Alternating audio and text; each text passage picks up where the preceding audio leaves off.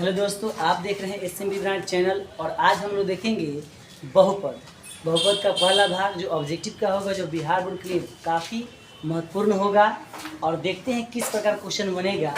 Question बनाने से पहले थोड़ा सा कंसेप्ट हम लोग देख लेते हैं ताकि जो इस पर बोर्ड पर जो सवाल दिया गया है उसको आप बेहतर तरीक़े से बना सकें।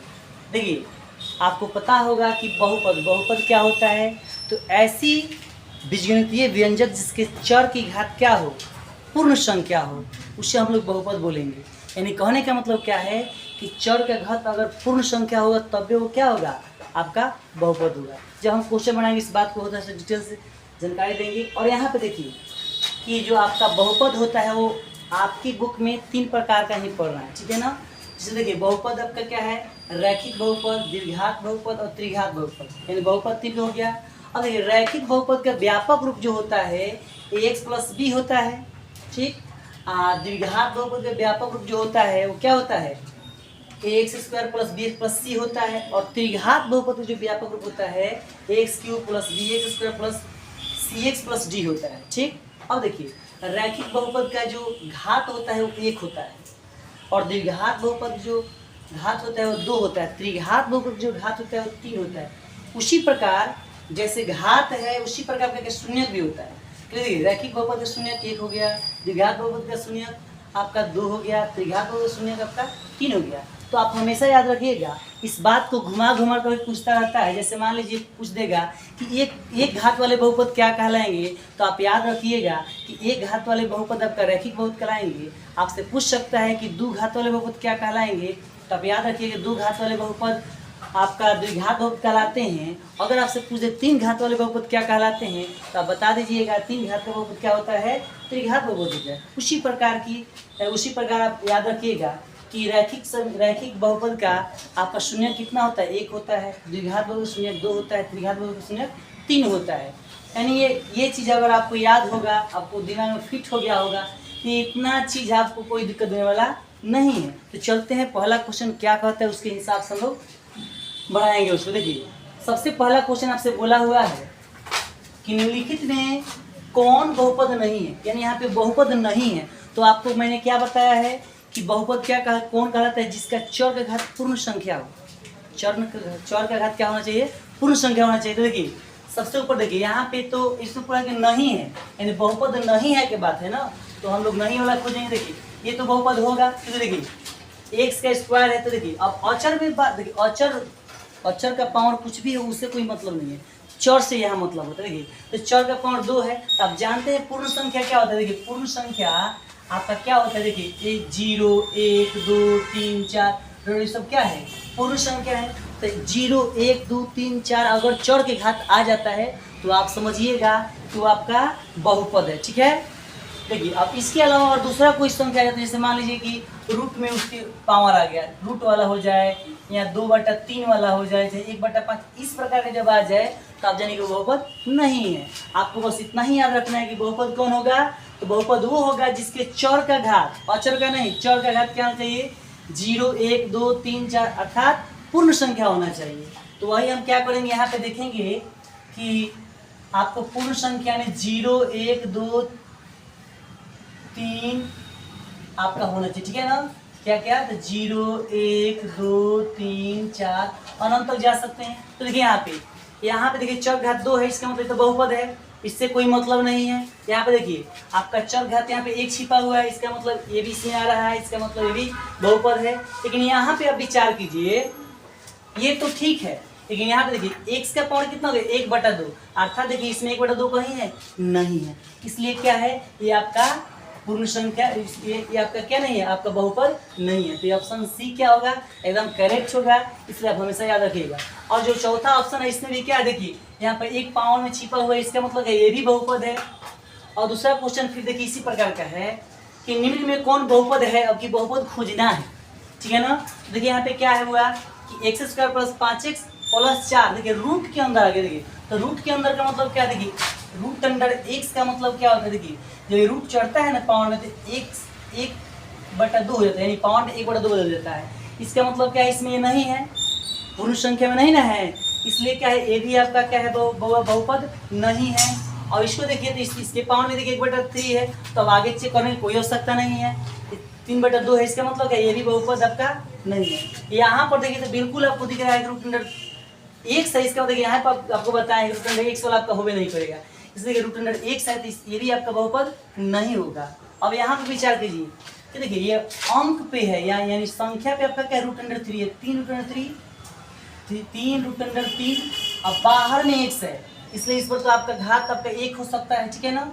तो इससे कोई मतलब नहीं, अचर से कोई मतलब नहीं है, ठीक है ना।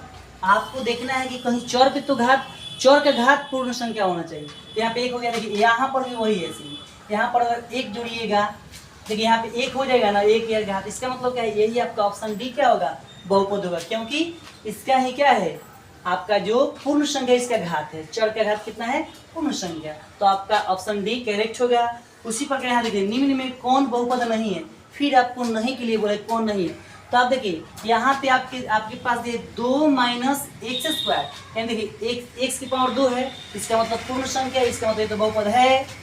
और रूट अंडर देखिए 3 है, देखिए यहाँ पे देखिए 2/3, तो इस अचर से हमको कोई मतलब नहीं है। देखिए चर का घात 1 है, इसका मतलब ये भी क्या है, आपका बहुपद है, ठीक है ना।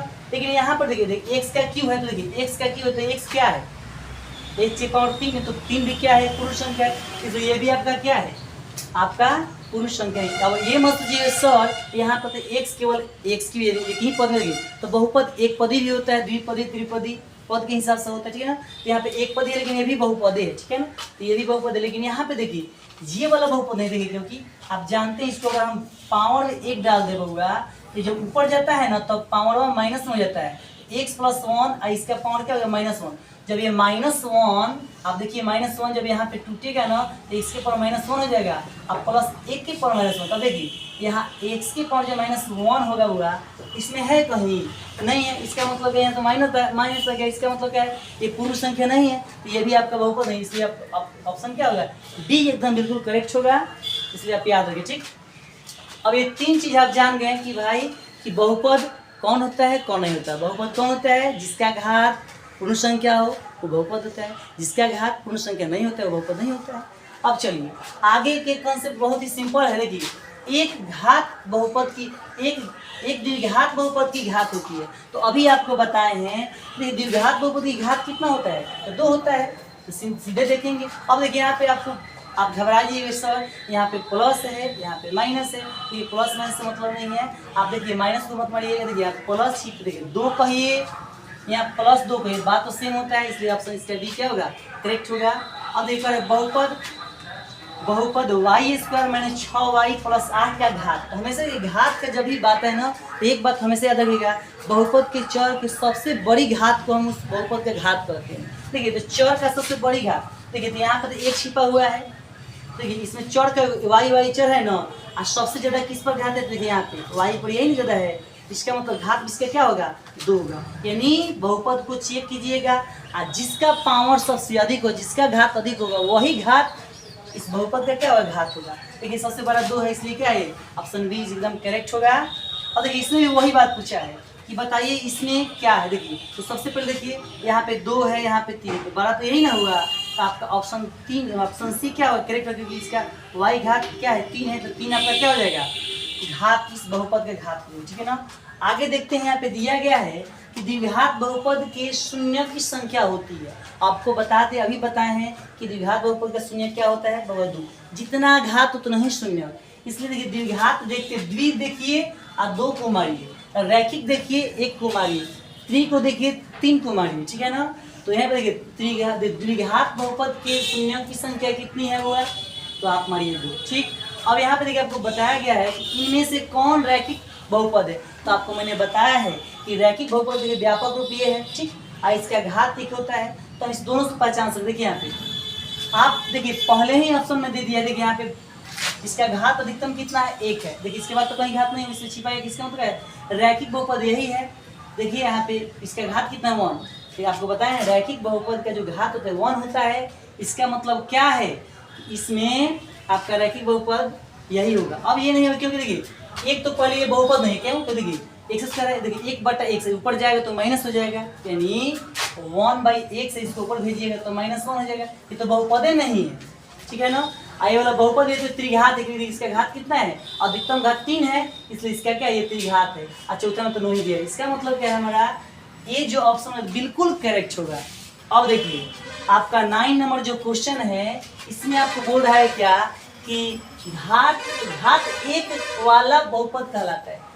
एक घात वाले बहुपद क्या कहलाते हैं, तो मैंने बताया था कि एक घात वाले बहुपद रैखिक बहुपद कहलाते हैं। तो हम कहेंगे ना यहाँ पे कि घात एक वाला बहुपद क्या है, तो रैखिक बहुपद है।